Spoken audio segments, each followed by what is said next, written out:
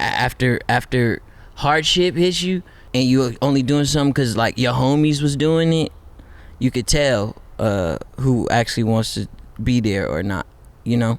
And that's what it started. So the group sat down and was just like, all right, only you gonna rap. We just gonna believe in you. And that's what it's been ever since.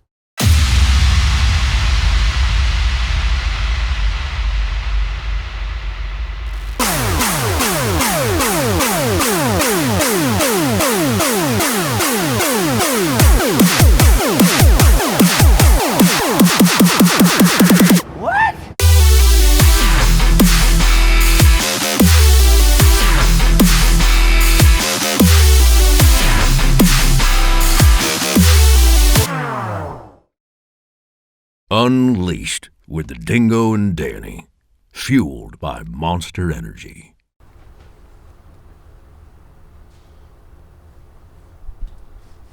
We're good? It's that weird, awkward silence. Right? Yeah, you gotta love that awkward silence, like shh. It's only awkward if you're paying attention. And then it's not awkward until it is. Right. So we got Guap 4000 here. Guapdad, I want to. I gave Danny. I showed him the "That Baby Don't Look Like Me" video we did back in the day with Lil Jon. You did show it to him? Yeah. Too short. Yeah, I had to like break the silence a little bit. I wanted him to know that we're down with the crew. You know, we're like fly girls. Y'all was video vixens. Yeah, Y'all was we're video vixens. Yeah. You know, he was more impressed the fact that we got a diamond chain, a BME click diamond chain from Lil Jon. Yeah. That was the highlight for me. I want to be a me click chain. Dude. What the fuck? You still got your chain? Absolutely not. Absolutely. I don't know where it went. I think it got jacked. Someone's probably walking down the street. Someone snatched my chain. Brooklyn. But that video, I believe we did, "That Baby Don't Look Like Me," was the summer of 2008. I think it was the summer of 2008. And we'd been hanging out with John. John was like part of Oakley, and I want you guys on. You guys are on BME Click. We're like, isn't that your record label? Yeah, but you guys are cool. So it was me, Danny, Sheckler, and Greg Lutzka became these like honorary, like we were with the squad, and we got given chains. And I think that was our first rap video. It was in the hood and somewhere in LA, and it was like 130 degrees in this like, but they built like a Maury set. Yeah. Yeah. And that was the first time we met Too Short. In your Bay Area, Too Short's Bay Area, so I just wanted to break the ice right there, you know? No, that was the perfect way. Too Short's a big homie, and we talk a lot more compared to when I didn't know him. So next time I see him, I'm gonna bring that up. That's funny as hell. So how was it growing up in the Bay Area? Like it was tight. It was tight. The girls are pretty. The food is good. The water is decent. It's not as tropical as you might like, but it's California, so it's damn near better than most of the country, honestly. There's a lot of sharks in the water there, right? Yeah, but you wouldn't really go near that as a human. A shark? Yeah. But if you're in the water, how do you know? I'm talking about where the sharks be at in the bay. Oh, okay. You know where they're at? Yeah. It's like a specific area, and they migrate through the Bay Area. There's a seal, like little place that they go. It's like a feeding ground. So you know not to go where the seals are. I mean, the only place you could go to see the seals and possibly interact with them is probably the pier in San Francisco. But other than that, all the shark stuff is out there. You would never see it. Have you ever been to Alcatraz? No. You know what's crazy? I ain't done like half the Bay Area shit there is to do. Like the tourist shit. Like we should do like a series of us going and doing the Bay Area shit. Yeah, let's do it. Let's get on the trolley. Let's get on the fucking the cable car. Yep. I ain't did none of that. Alcatraz. Yeah. What else they got? Oh, the Chinatown. That's the big one. Yeah. Like the tea rooms. Every city has Chinatown. Yeah, but the tea rooms there. We got the Chinatown. The Chinatown. It's the Chinatown. Did you grow up like wanting to be a rapper? I grew up wanting to be what I know now as a grown-ass man is an engineer, but I was calling it an inventor as a kid. I just wanted to make shit. Just create shit. When did you start creating? Shit, then. Like when you were a kid? Yeah, I've lucky for me, everybody around me always supported me. Yep. To at least entertain my like wild ass ideas. I remember I wanted to build a radio backpack, and I asked, can somebody take me to Walgreens to get like the parts, and people believed in me even though I had no fucking idea what I was doing. Did you pull it off? Yeah, I did. It was great. It's a lot of duct tape. What year did you make the radio backpack? Remind me, I got a gift for you that resembles a backpack with no speakers. Okay. I'm completely Upgrade confused on what the necessary. fuck the gift is from that explanation. Wait, so you made a backpack with speakers? What year was this? I was in the 6th grade. I'm 28 now. So That was before backpacks had speakers. Yeah. There's backpacks that have speakers now. There's fucking pillows that have speakers, for God's sakes now. Yeah, I know. Everything has a speaker in it. I got pitched on a speaker that's water, like you go underwater with it. I don't understand how that works. Why would you need that down there? I don't know. Maybe the sharks want to hear some Guapdad. I think they You want wanna get them They want to dolphins all taste funky. Guapdad more than they want to hear it. Yeah. Oh yeah. I don't even want sharks to hear my music, because what if they say, man, he sound like he tastes good? Yeah. I don't want that. Listen, I think every shark's gonna say he sounds like he tastes good. Delicious. I probably am. So you invented your first product at grade 6. Yeah. What did it look like? Like, what backpack did you use? It was a Dora Explorer backpack from the Mexican market. You know, they got like the little knockoff backpacks down there. Did It's Dora kinda Explorer like be hot? Yeah, nah, she was busting on the backpack for sure. Her and Boots was on the side, had a little keychain with his little red boots hanging, and I cut out the sides, like the side pockets, put speakers in there from like desktop cheap desktop speakers, you know what I'm saying, and shit that you would plug up to a Dell back in the day. You took the whole speaker apart. You just Yeah, took it out. I just took the speakers out and put them in the fabric of the backpacks, duct taped the backs, soldered the wires. My grandpa was a carpenter. He left his solder in the garage. I learned how to use it really early. Soldered the wires together, put it through the bottom of the like the base of the backpack, and that's where I put the CD player so it could be like sturdy when I walk. Terrible decision, because I taped it in there and I could only put one CD in there, so I was stuck listening to Lil Wayne. That's all right though. Which album? Carter 2. Yeah, I'm into that. Yeah. That's good. That's That's just all I could listen to though on the backpack. There was an obvious design flaw. I didn't plan for it. Did we ever get 2 backpacks, or was there only one? Yeah, I made my cousin one, but I didn't have enough equipment, so his build was a little janky. Really? Like Yeah. one speaker and a tape deck, or? He had 2 speakers, but just not as many as me, because I had like 3 desktop speakers all together. He only had 1 set. Did he get Dora Explorer too? Nuh-uh. Actually, his was a Frosted Flakes backpack. I'm down for the Frosty backpack. They're great. What was your next invention? I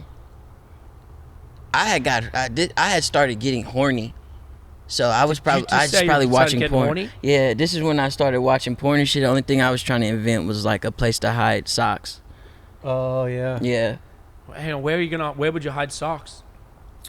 dangerous places, behind the microwave, underneath the washer. Just plain sight. I'm a plain sight hider. So I'm a hide it. You'll never find it. So You'll never find it behind the Cookie Crisp. So did your mom ever find socks? Yes. Dirty socks? Man, they wasn't clean. they wasn't out the pack. Did you used to hide socks, Danny? Yeah, but I would usually hide them like at the bottom of the bin, in the laundry bin. Huh? Dirty?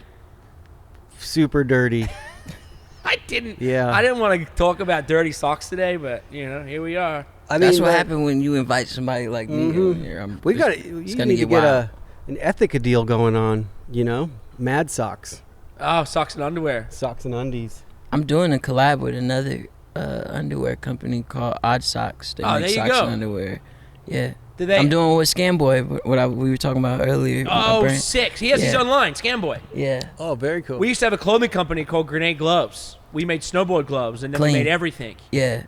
So we all know we know about we're being in the product game. Yeah. We've shipped to multiple countries. That's a flex. I like that. That's clean. Yeah, I've shipped to multiple countries. Cargo. So the sock game. So you're in the Bay Area. You built a backpack. You built 2 backpacks. One of them stuck with Lil Wayne. Did you want music to be your thing? Like your first job, like you ended up being a party organizer? Yeah, I was throwing parties. And we were making clothes at the time too. We just pulling money together to just figure out whatever the fuck we could do. Because I was trying to pay my mortgage at the time. Both my parents had went to jail, and I got left with my little siblings. So I was just doing any fucking thing to try to make some money, and we ended up throwing parties. I was internet famous at the time. How old were you at this time? This was 18 through like 23. Yep. Yeah. So, and then, how did you become internet famous at that time? Tumblr. Yeah, I'm handsome. I'm handsome as hell. Oh, so it was just your good looks. Yeah, I'm a pretty handsome dude. Yeah. So that's just really what it was. Attractiveness. Man, you became the mother and the father. Mm-hmm. How many kids again did you say? Sorry. I mean, well, it was a lot. It's just biologically my younger brother and sister. Yep. But my little brother Juice was also staying with me, and I had moved all my homies in the house so that they could pay rent for the rooms, and then I could put that for the mortgage and the bills. That's what Danny did. Yeah. Mm-hmm. I lived on the couch. Yeah. Well, you never paid rent though. I bought pizza every once in a while. There's a dude at my house, this British white guy. He doesn't pay rent, but he fixes things. Yeah, you need a fixer. Mm-hmm. Danny's a good handyman. Yeah, he's a good handyman, but he also ended up with 2 Olympic silver medals. So he was like, it's a pretty big spectrum. It's a big spectrum. Man, that's a lot to handle for somebody your age, you know? Yeah. Oh no, it was a ton, but because of that, I think it really forced a lot of creativity out of me. Because that was really my escape. You know, we would go outside, box with my brothers Tuesdays and Thursdays, and then I just go in the house, play Mortal Kombat, and make beats for years. You watched the Mortal Kombat movie yet? Yeah, I did. I saw that. It was coming out. I haven't seen it. I just watched it in Tahoe. All right, I saw you in Tahoe. What were you doing up there? Nothing. I went to Tahoe to do absolutely nothing. Yeah, so you weren't lying. You weren't lying on your Instagram. Yeah, we spent a lot of time in Tahoe snowboarding, and you just went up there to chill. Yeah, I got flown out by some billionaire homies who just bought a house to like start a business inside of to move his employees, and he had all these extra houses because he didn't want noise complaints, so he bought the whole block. And makes sense. Yeah, it's billionaire stuff. I don't even question it. But I had a whole house to myself. And it's the first time, like, my album's out. I'm just enjoying the fruits of my labor, and I didn't want to do nothing. I didn't check my email. I didn't even jack off or anything. Wow. I just looked at the snow. Did you go into the lake? Nuh-uh. Hell no. I went in that lake. I was scared. It felt like the ocean to me. Yeah, it sounds and feels like the ocean, so I'm not just finna go in there willy-nilly. Mm-hmm. There's no sharks in there, though. It's a lake. Bunch of dead bodies. See, I'm not fucking with that. I'm not fucking with that at all. Mm-hmm. No, there's a rumor that there's like hundreds of dead bodies at the bottom of that lake. I mean, I would imagine it's an enclosed body of water. People probably fall in it and die all the time. Well, it was mafia stuff. Like back in the day, like they were driving from Vegas, and then there was like a big like Italian mafia scene there, and they say that they dropped a lot of bodies there. Like they still don't know how deep that fucking thing is. Deep enough to hide them bodies, that's for sure. You know? Uh-huh. Hey, look, I'm minding my business. If I see a body float up, I did it.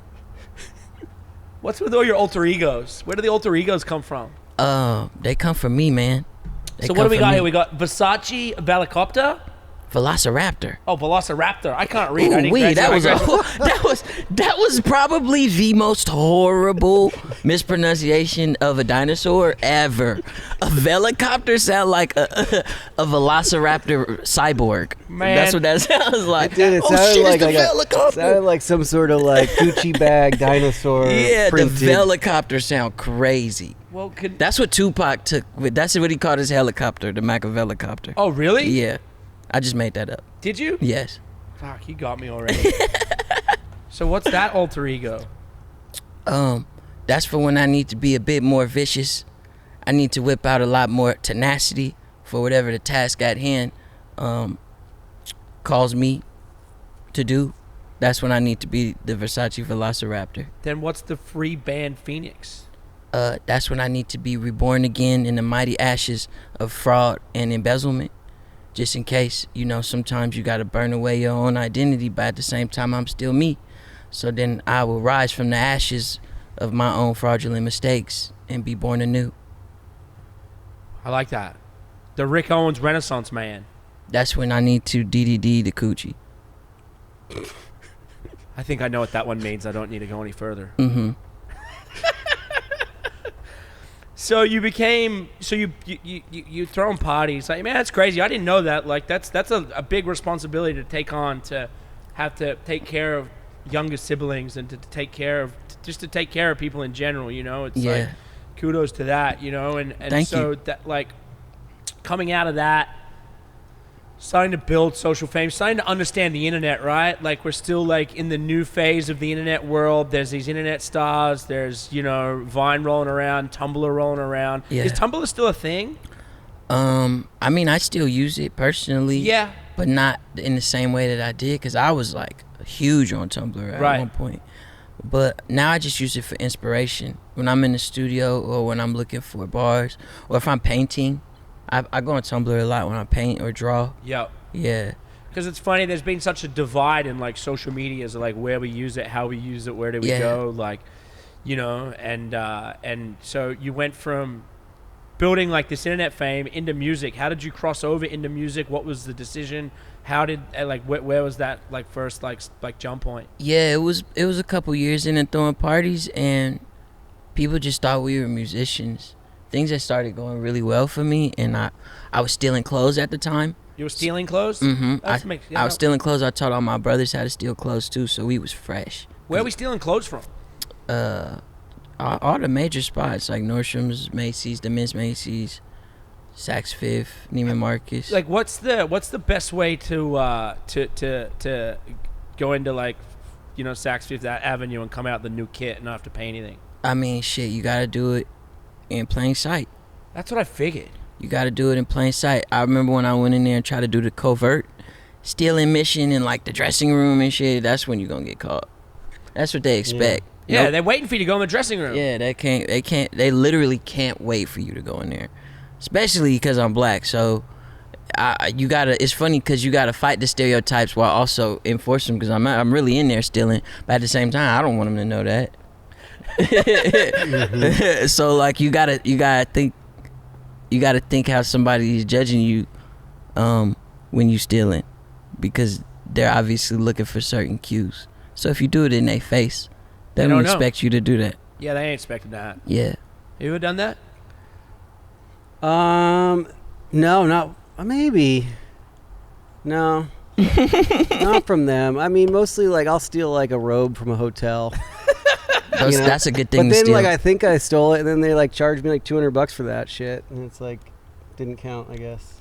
Yeah, I like to, when I'm walking through the lobby or the hallway, if a door open or somebody in there, I just walk in like, oh, let me just grab my robe real quick. That's how I get the free robe. That's how many robes you got? I got a couple. I got a whole robe collection. You do? Yeah, about 6 robes. Did you ever get your Gucci pajamas back? No, never. What happened? I met up with the girls and we just had sex again. So she earned it that time. Yeah.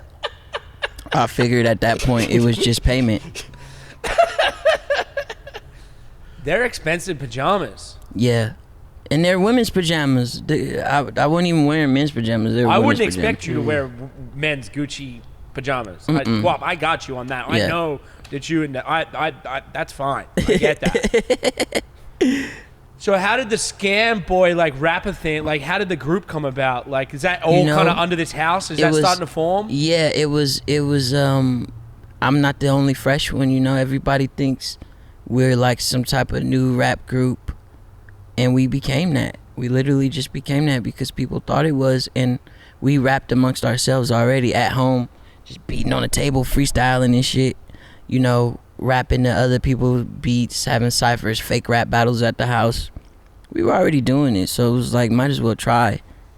And at this point, you're already throwing these parties. So was it like going from hiring people to be on the mic to where you guys just started stepping in? Exactly. We just make sure we have our allotted time during the party to perform. we'll wait last till it's like super heat, bring out celebrities and like other people, have them perform and rap. And it was crazy because like if you build it, they really will come. That is a fact. Like we just started off just honestly as the promoters for this party situation. It wasn't even our idea to throw the party. It was some older dudes from North Oakland and Berkeley who wanted to do this shit, and they had connections to Cal and college and shit. So they was like, oh yeah, we would throw these parties. And as soon as we got there, I realized that we the fucking face of this event. So I'm like, hey, no, the next one we splitting this. Teach us how to throw a party. Like, well, we gonna come up with the money, but like, hell no. They counted $75,000 in my face. Gave me $5,000 for us to split. I was like, yeah, we ain't doing this. We 50-50 on the next one. I don't care what I gotta do to get the money, but we did. And the more parties we threw, the more we got to perform, the better our song did that we had out at the time. And we had a solid run as kids. We were 17 to like early 20s. You know, it was tight, but people got older and life hit for some people, you know. And it was just like some after hardship hits you and you only doing something because like your homies was doing it, you could tell who actually wants to be there or not, you know. And that's what it started. So the group sat down and was just like, all right, only you gonna rap. We just gonna believe in you. And that's what it's been ever since. So at this point, you're obviously making some noise in the Bay Area. The influences there, you know, Mac Dre, E40, Too Short, like these people are starting to hear of Scam Boy, scam rappers. You're like, are they hanging out at your parties at this point? Nah, hell no. I didn't meet none of the OGs really until like this last year and a half. Really? Yeah. So it wasn't until you've been down here. But were they your influence? Yeah, of course. Yeah. Of course. They the outline, the blueprint for sure. Yeah.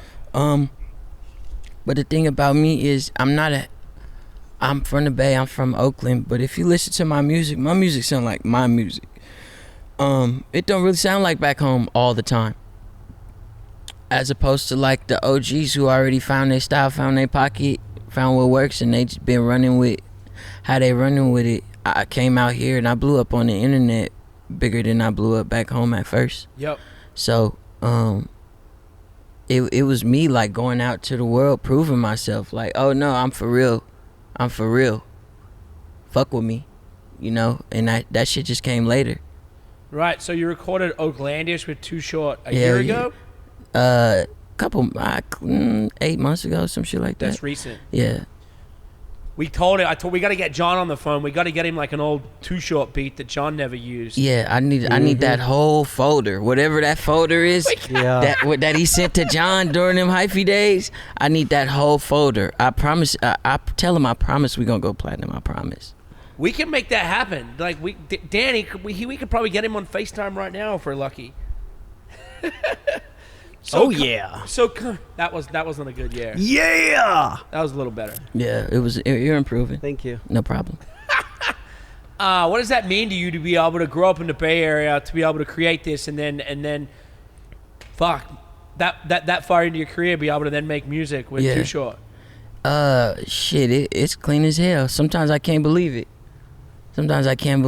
I'll interact with Too Short or E40. Like E40 called me the other day just to ask for help on the Instagram caption.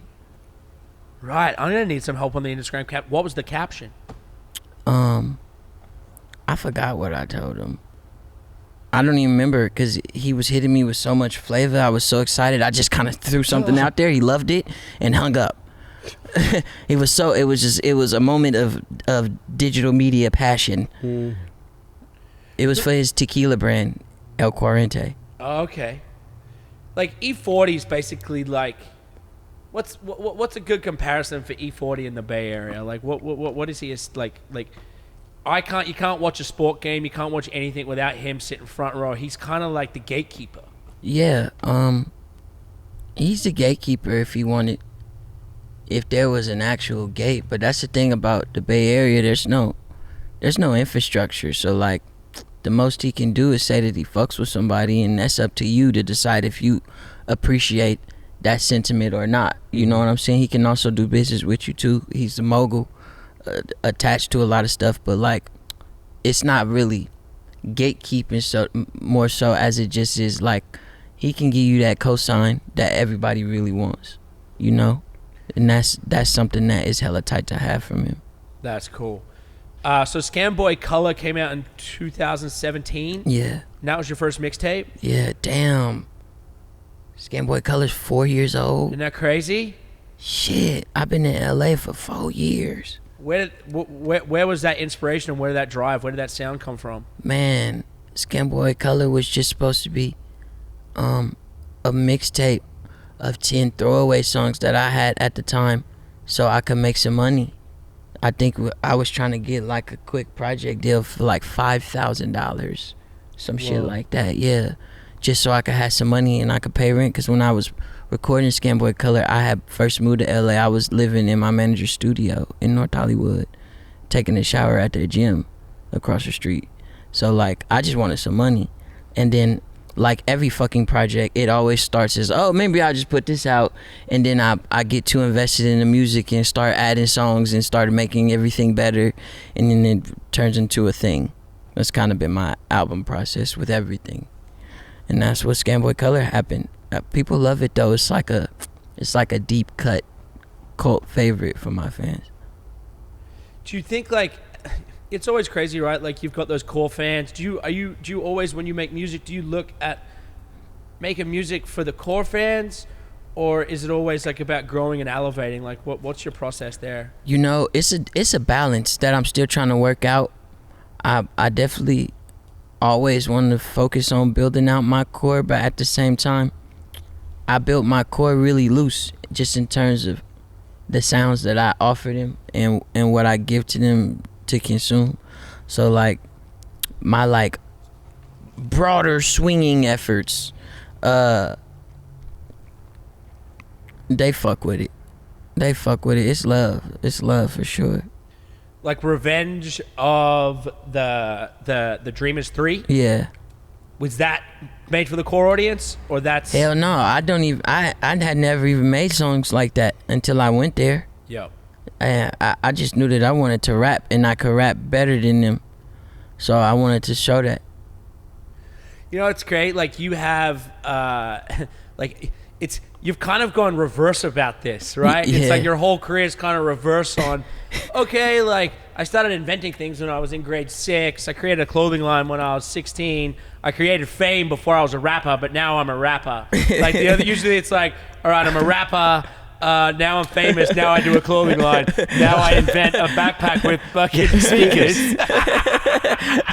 I never looked at it like that. It's like you flip the funnel and you're like, I'm just gonna go full reverse on this. Yeah. The rapping thing, no, I can rap, but Yeah. I'm a better entertainer, and I'm a designer, Yeah. and I throw fucking parties. Yeah, it's just been a mix of hella fucking shit, dog.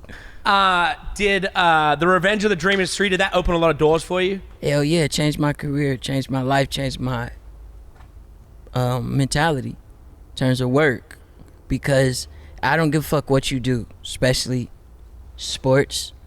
You try not to compare yourself to other people, but at the same time, you see the accolades that other people get. You may or may not want that for yourself. Like, if you like doing something, personally, me, I like doing something, I consider myself hella good at it, so I want to be respected as such. And I was looking for that merit. I didn't think, it wasn't like, oh man, I'm desperate for a fucking cosign. I got this fucking Mount Rushmore chip on my shoulder, but like, I still wanted the big dudes in this shit to look at me and be like, oh no, that he's tight. He could be one of us. And that's what I got from that. That's the type of cosign I got from people like J. Cole, Drake, DJ Khaled, Swiss Beats was there. All these legends. That it removed, it was like a chip removal. It removed it from, I didn't feel like I had anything to prove to them no more.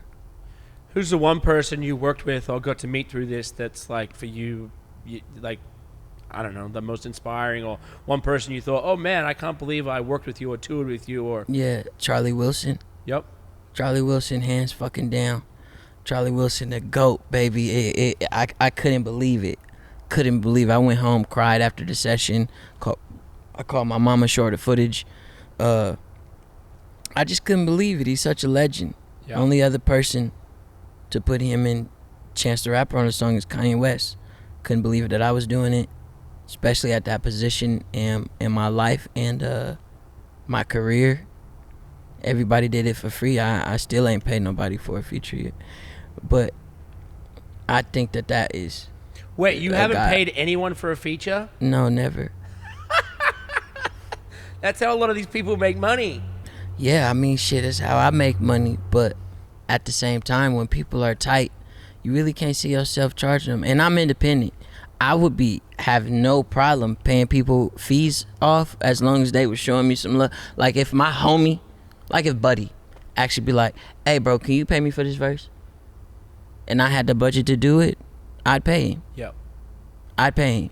But I'm independent, so sometimes I don't even have the fucking budget to pay him. But the record is gonna be so much bigger than whatever fee, you know, and like people are actually friends. It's not weird.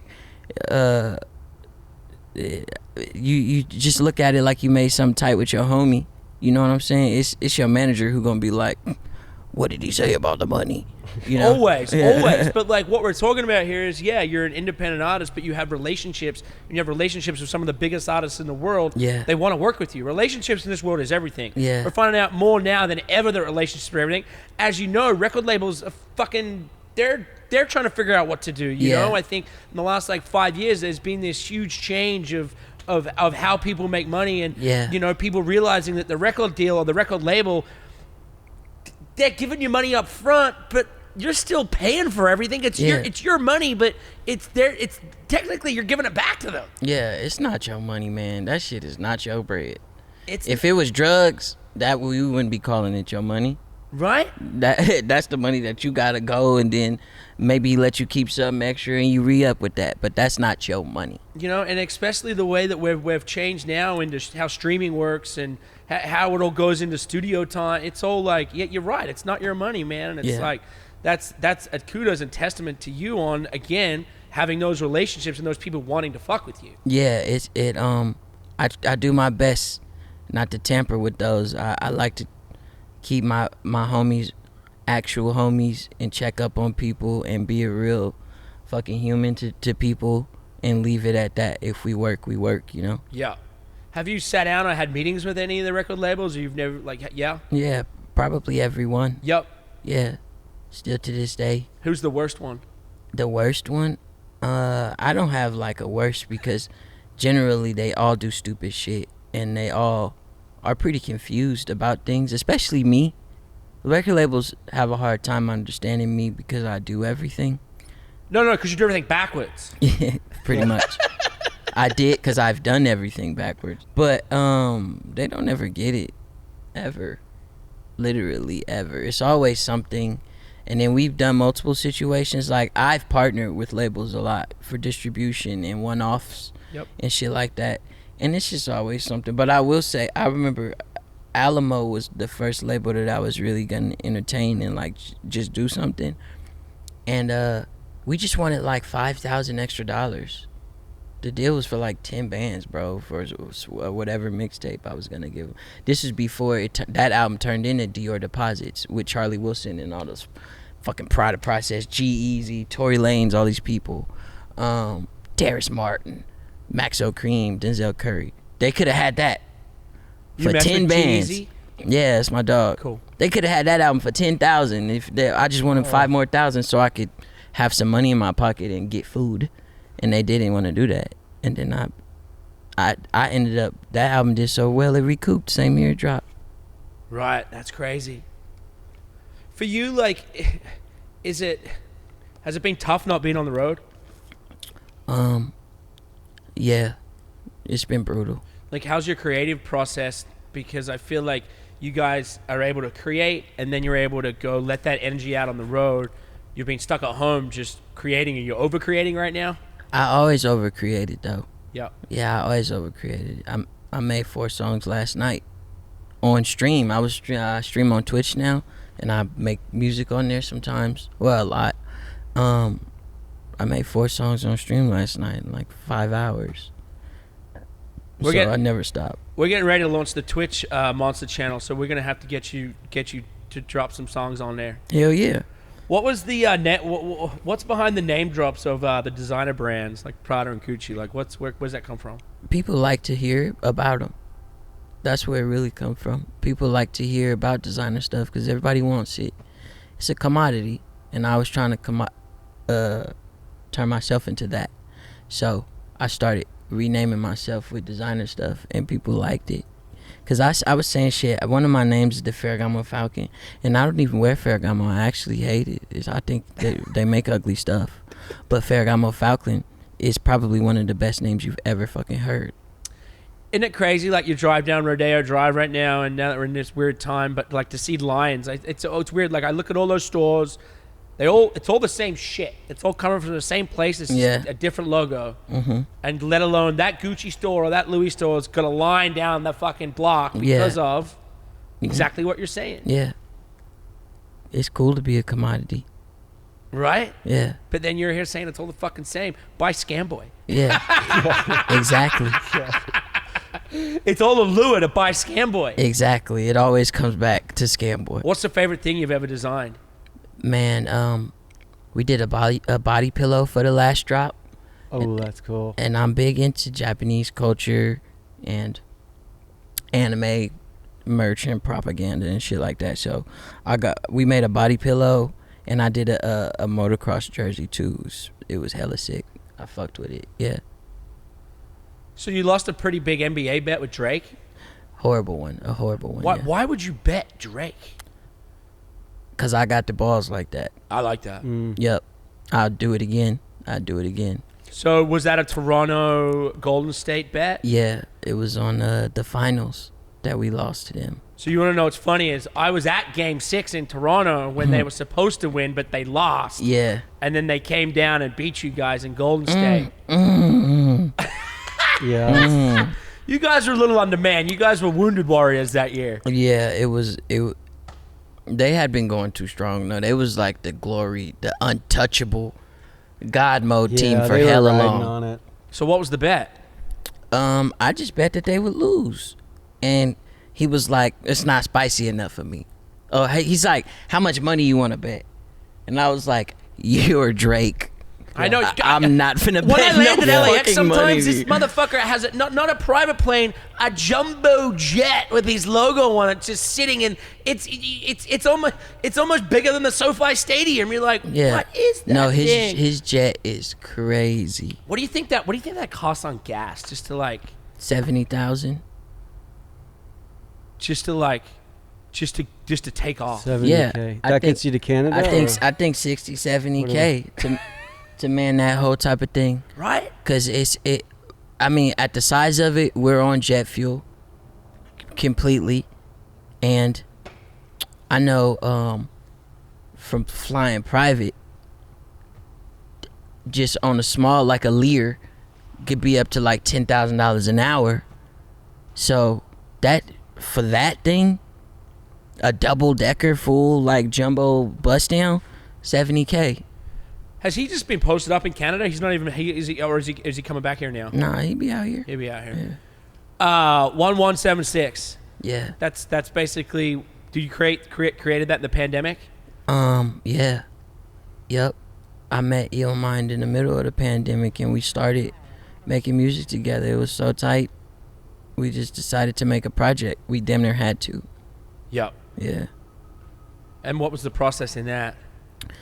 You know, I was flying out to New York after we met up out here and did a couple songs, and as soon as we had a session in New York, we made a song called How Many, and then that's when I knew we were gonna do a whole project, because that song felt like a smash. How do you know when it's gonna be a smash? You don't. I don't. Specifically for me, because I don't listen to hit records. So I don't really know actually what the fuck a hit record is. I'm just good at making music, and I was really excited about a song, so I called it a smash. But honestly, I'm trying to check even the way that I speak about hits and smashes and bangers and all of that shit. I'm a type of person, I like track 4 through the outro. Right. I'm a B-side guy. So We got to get John to get him some bangers. yeah, tell him. We got to get John to get him some, like, good bangers. Just a hammer track. Just Yeah, give me 5 of them. We're going to FaceTime him 5. after this because I don't want to try and call him and him not answer. That'd be fucking weird. That'd be pretty embarrassing. Yeah, I don't want to. Last time I called him, he answered, though. So I think, like, See? it's 50-50 then, no? well, yeah, 50-50. I mean, he's been stuck at home for fucking... He'll answer right he's in away. his basement. He hasn't left his Yeah. basement in fucking Hey, 14 months. as a scammer, 50-50 is pretty good fucking what I'm odds to me. saying. I'm ready to roll the dice, baby. Yeah. How do you go about, like, you know, getting new lyrics and stuff? Do you like banging around with other MCs? Like, yeah, that's kind of like the old school party vibes, right? The term banging around with other MCs is so wild. That's a crazy sentence. Are you going to keep that, or was that a bad line? I don't think I'd repeat that.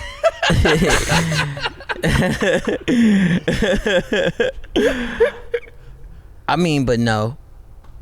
Because I actually am fucking a few of my female colleagues, and they are MCs. Oh, okay. So Sorry, but that went way over my head. Yeah, I'm banging around. Oh, okay, I get that. Yeah, That's okay, though. that's how I took it. You're young. Yes. You're allowed to do that. So that's like, then you create like the smash tracks with that one, or? I mean, you know, I think you just kind of let the coochie guide you to the microphone. Let it talk to you. Whisper sweet coochie nothings in your ear as you audibly express that jubilation.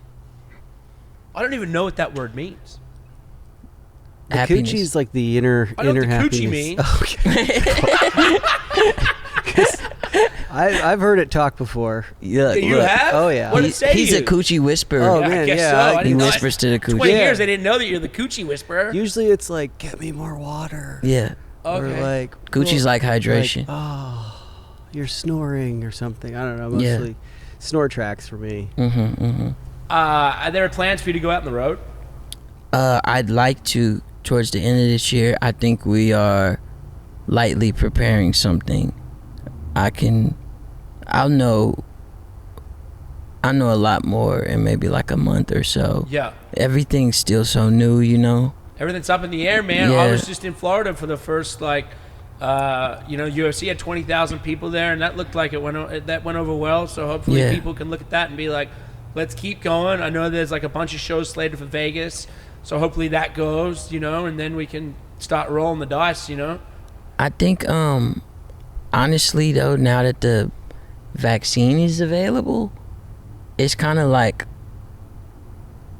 your personal decision if you want to be scared of the world or not. I think that's how. Yeah. I mean, that's the goal of it, right? To get Yeah. enough people healthy and vaccinated that the rest of us who may have not gotten it yet can go out and feel safe. Or, I mean, that's what they tell us. So if that's what they're telling us and that's what's working, then fuck it, let's do it. I Yeah. don't care, man. Like, when this pandemic started, I was like, I'll never put a shot in my arm. Don't tell me what to do.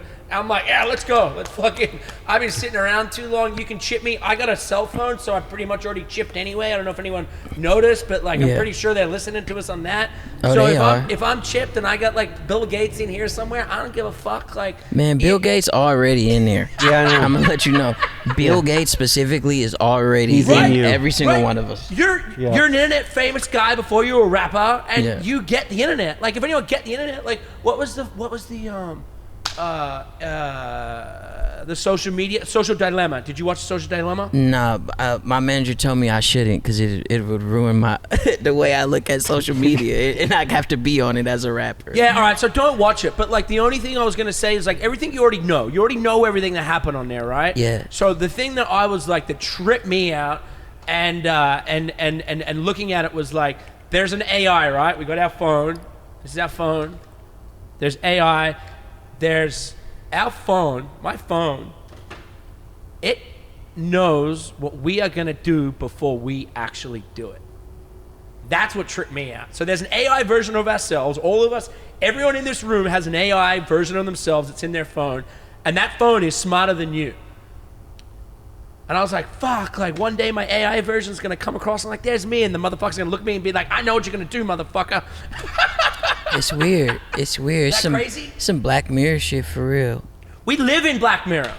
Like, think about like... No, this whole quarantine thing, that's all I think about as I walk around and I see like...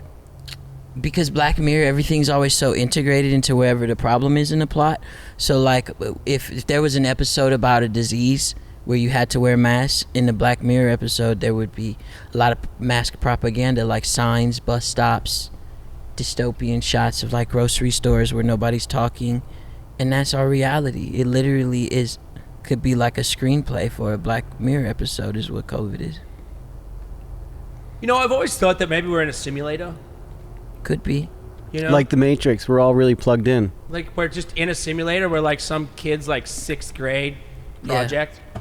I seen Neil deGrasse Tyson talk about it because he's always been a fan of the simulation theory, but his big workaround on it, which is something he recently said, was like it can only go two ways. Either if you're not in a simulation, then you have to be the world that hasn't invented simulation yet. And since we currently don't have it, either we're the last civilization and we're in a simulation, or we're the first ones and we haven't invented it yet before the cycle of simulation starts. All right, so think about this, right? Are you familiar with The Simpsons? Obviously. Yeah. Like everyone's familiar with The Simpsons. So like, longest running cartoon in American history, I believe. Right, I got sent a thing from that Matt Groening potentially could be a time traveler, right? Mm-hmm. Oh. And that he time traveled and then came back in the 80s and created this thing and then created this show to where he was able to hit. Whoa. Dude, like mind blowing, right? If you go backwards, he hit the pandemic, the fucking Trump thing on the escalator thing. Yeah. That's in my mind, that's the craziest thing ever. How do you pick Donald Trump as president and run that thing years before it happens on the he hit the exact same scene, and there are all these things that have happened throughout life that The Simpsons knew. Yeah, The Simpsons is God. Yeah, well, I think you can just say the craziest shit, and one day it'll eventually happen. Really? I mean, you can just guess some shit and it's probably going to be a porn about it. So I think literally, if he's not a time traveler, he's just a genius at shooting shit at the wall. Think about this, right? The iPhone was invented in 2008. So pre-2008, we didn't have an iPhone. Like, the iPhone connected us to the world. Apps have only been around since 2010. Yeah. The internet, the internet, what was created for government purposes or military purposes, but the first public websites that people had were like 97, 98.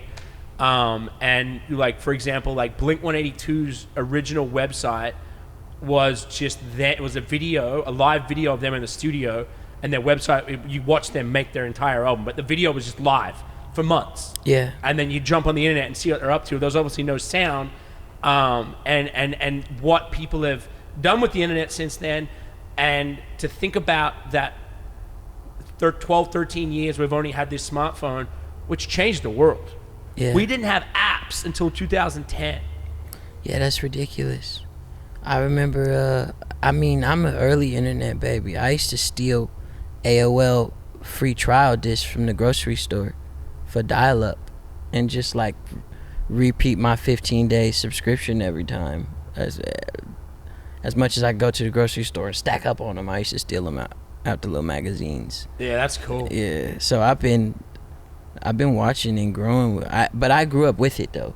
So for me it's been more of a like synonymous relationship more than it has been like look at this thing that's so new. It's just always been present for me. Yeah, where it was not, for a lot of people it wasn't, and you think about like TikTok, right? Like TikTok's now created the biggest influences in the world in such a short amount of time. Yeah. Such a short amount of time.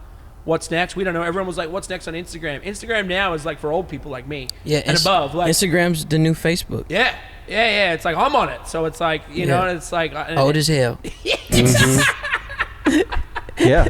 But the power of TikTok, like I met some of these young kids Josh Richards, who's like a big TikTok kid, and had dinner with this kid, and we were like working on some stuff. And this kid's 20 years of age, doesn't drink, has a podcast with Dave Portnoy, has his own energy drink company, has his own clothing line, has a deal with Mark Wahlberg to do a TV series, has Michael Bay wanted to do a movie with him.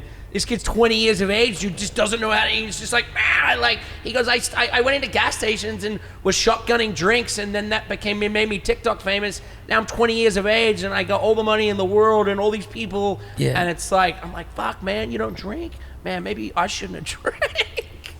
Yeah, or got on TikTok early. Yeah. But like, or drank on TikTok. Yeah, right, I should have drunk on TikTok. Yeah, see, if you were live drinking on TikTok. I'm going to write that down, and I'm going to create a time traveling machine, and the three of us, we're going back. You could just do like a table dancing thing. You got the charisma for TikTok, though. You like to talk. Yeah. You don't get sick of your own voice, and that's the TikTok mindset. Right. Thank God. But like, you should see my belly flop. I got a mean belly flop. Belly flop on TikTok. Okay.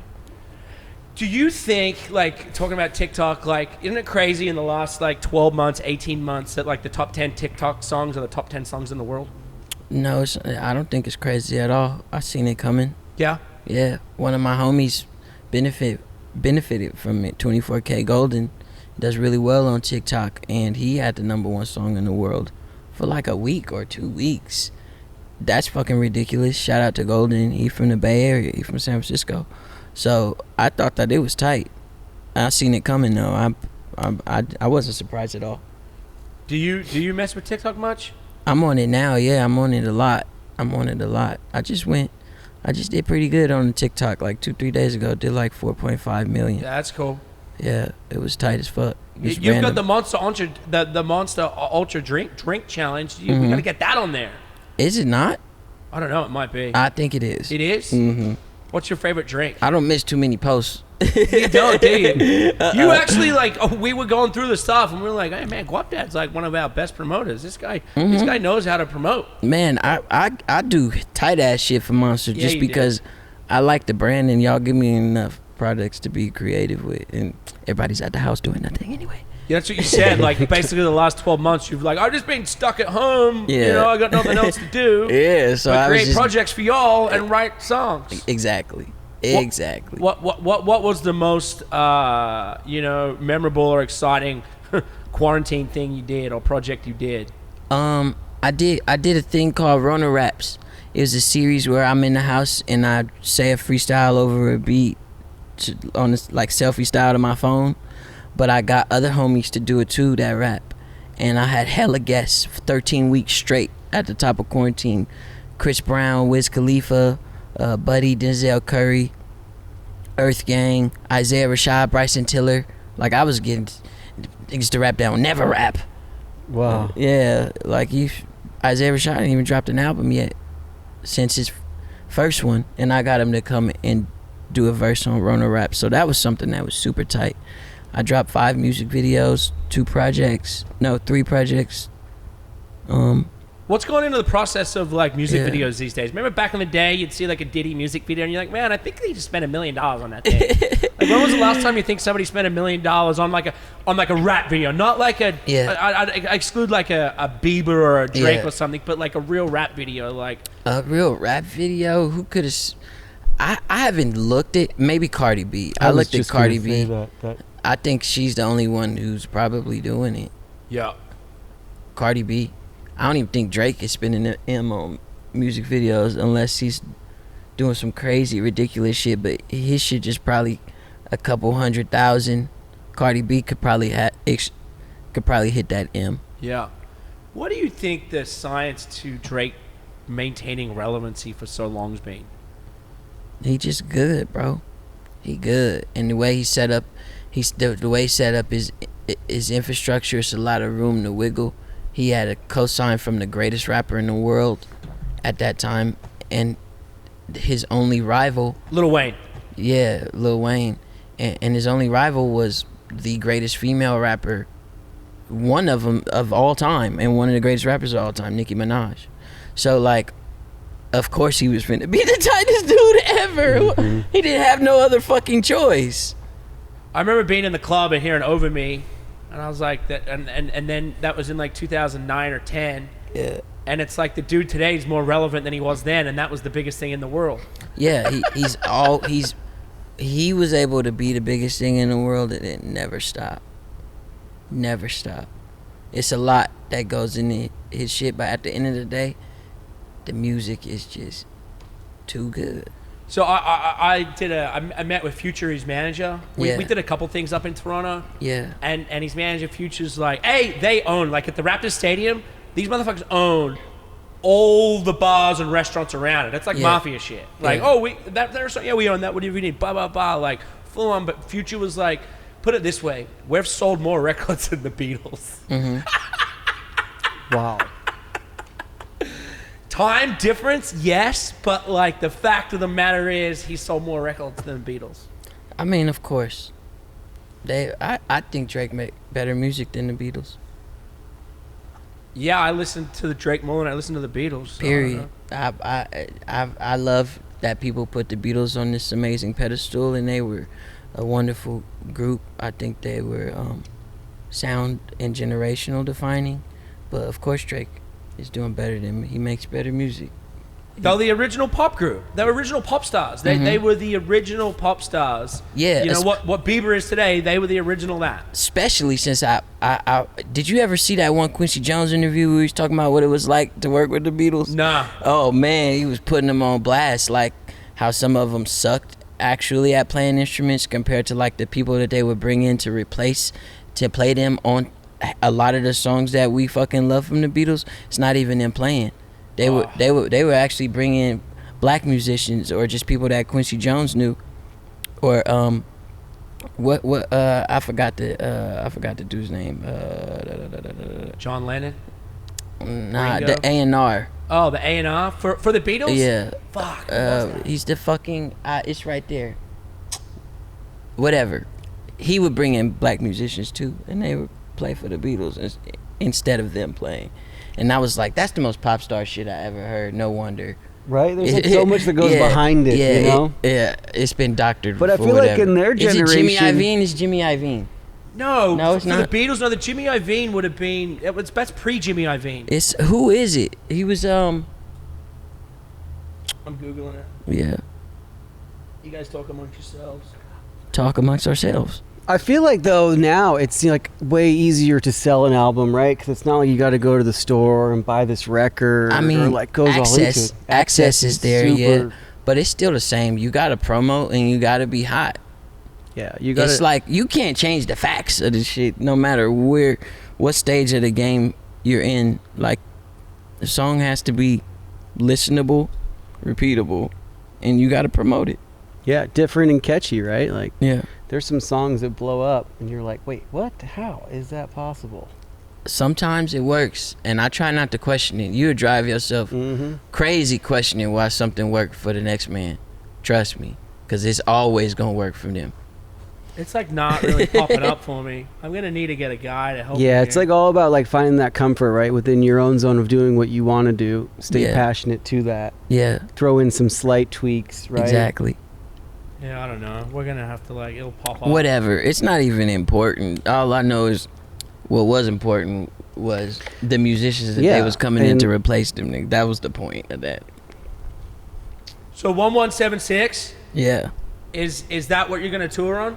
Or are you going to have something new? You know, I hope to at least get one run out of it.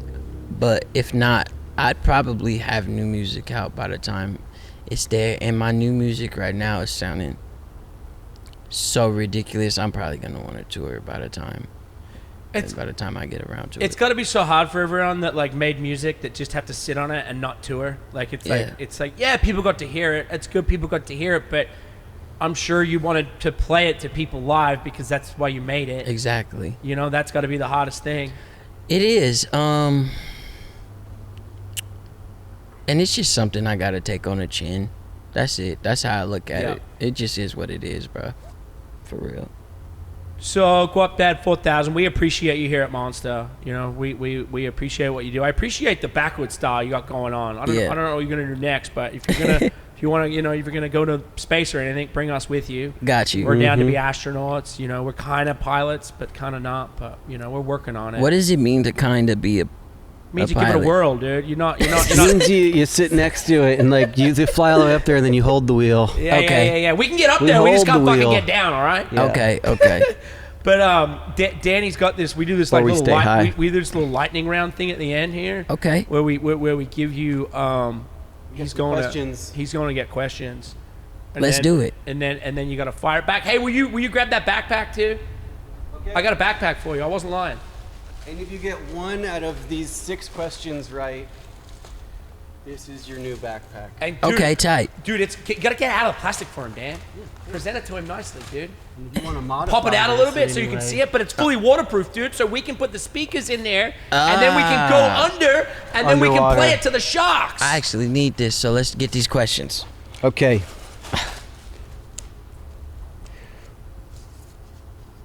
Greatest rapper of all time. Andre 3000. Your most treasured possession. Myself. What are you going to do after this interview? Go home and eat. Tacos? No, vagina. Nice. Number one thing you wish you knew when you were younger. Don't trip off them. Don't trip off nobody else. Don't sweat the petty shit. Exactly. Pet the sweaty shit. Best thing about Oakland. Shit, me. Favorite city to travel to. Right now, Atlanta. Your favorite concert moment you were playing. That I was playing. Yeah. My first Rolling Loud in Oakland in front of 20,000 people. It was my first time performing where they give you the CO2 on the stage and shit. Oh, okay. Yeah, I had fire and pyro. It was beautiful. Yeah. Was that, and then is that a huge trip when you see people actually knowing the words to your song? Hell yeah, singing it along? fucked me up every time. Still to this day, fuck me up. I feel like that would be my favorite part of being an artist is when you can hold the mic up, Yeah. and then the crowd sings it, and you're Yeah. like, No, it's a different feeling. who do you think is the hottest upcoming MC right now? I like the underground dudes from Detroit. I like V's, GT, Babyface Ray. I listen to a lot of ESTG. What's the most overused word or expression? Banger. I'll stop that. I actually hate that word. Do you? Yeah. It's like an old snowboard terminology we used to use. I figured. Stupid. That's a banger, a good one. We'd like to say hammer too, Hammer is tight. dropping the hammer. Yeah, when I use the word hammer though, it's generally sexual. Oh yeah, the hammer. Yeah, the hammer. So not MC Hammer. No. He is a legend though, and he's from Oakland. Would you ever do a thing with him? Hell yeah. Yeah. Hell yeah. He's from Oakland too. Mm-hmm. Damn. Legend. My uncle Diamond King used to be his barber. Went on tour with him. Really? Mm-hmm. Your uncle? Mm-hmm. Wow, he's got some good stories. Huh? Oh man, forever. He must have had a hammer for those pants. All right. What? I'm not on here talking about MC Hammer Dick, man. All right, I'm not doing that. Sorry. All right, and I think what the people really want to know: what's your favorite hot sauce or condiment? Ooh wee, man. I've been really into truff. Have y'all had truff? Yeah, our friends I've own it. heard all about it. Yeah. Our friends The own it. They ketchup started one. it. Yeah, they sent when they first started it. They sent me some product. Even before they had launched the Instagram, they had sent me some. Have you And been I still never getting stopped. some? I need some more. Give me your contact, and I'll make sure that don't stop he's coming. a truffed guy. Yeah, Dude, you see my house? I've got truff pasta sauce. I got a truff. Yeah, I imprint. need the whole. I got bust you, me dude. down. I got you, dude. We got you. Yeah. If I had known, it would have been in the backpack. Yeah, no, Oh. I got literally you. have been buying it since they sent me No the more first buying wave truff with for you. it. No more buying Yeah. truff for you. I like it though. It's a good sauce. But I do have sauces that I prefer over truff in terms of heat. But they just random things that I bought off Amazon. Just trying shit. I'm really into hot sauce. There's, I'm a fan of the Taco Bell We hot got sauce. hooked up with some I had buddies Taco who Bell last started night. this Hank's hot sauce. Have you tried that? Nuh-uh. Oh, they make this like cilantro hot sauce one that's fire. Oh, that sounds delicious. I love cilantro. I'm happy I'm one of the people that can genetically understand it. Yeah, some people say it tastes like aluminum. I don't understand those people. My cousin is one of those people. It's just a genetic thing. They don't had a genes to taste cilantro. It tastes like soap or foil to them. They got the wrong chip in the Yeah. what is it? Bill Gates. Bill Gates. Bill Gates put the wrong chip in them. Wrong chip, Bill. Yeah. He don't understand the cilantro firmware. He don't. Can't load it up. Well, those are all the questions I got for you. So you've definitely earned this backpack, and I'm Yeah. excited to see it with some speakers or at least some sort of upgrade. You got to upgrade this thing. I'll paint on it. That'd be dope. I'll paint on it. I'm happy it's waterproof. I needed that. I won't say for what. Okay.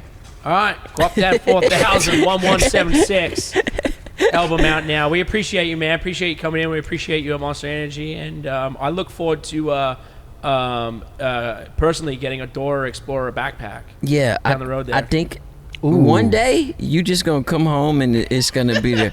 I can't say if I'm gonna like install speakers in it, but I can for sure get That's you a okay. backpack. I figure it out. You're a busy man. I feel like it took a lot of time to get the CD player in and the duct tape. And it was a lot. I'll just put an old CD player in there. Like an old channel. There you go. It'll work. Channel that energy. I got you. That's my first gift I'm gonna buy you. I then. appreciate that. I appreciate you. Thank you, dude. I know it's not a BME chain, but I'm trying. All right, he lost his. Yeah. So. Well, I think you inspired a lot of people out there. I think they're all looking at their backpacks right now, being like, I got to upgrade this Yeah, I need before to fix school my next shit year. for real. Let's do it. Destroy your backpacks. Boom. Thank you.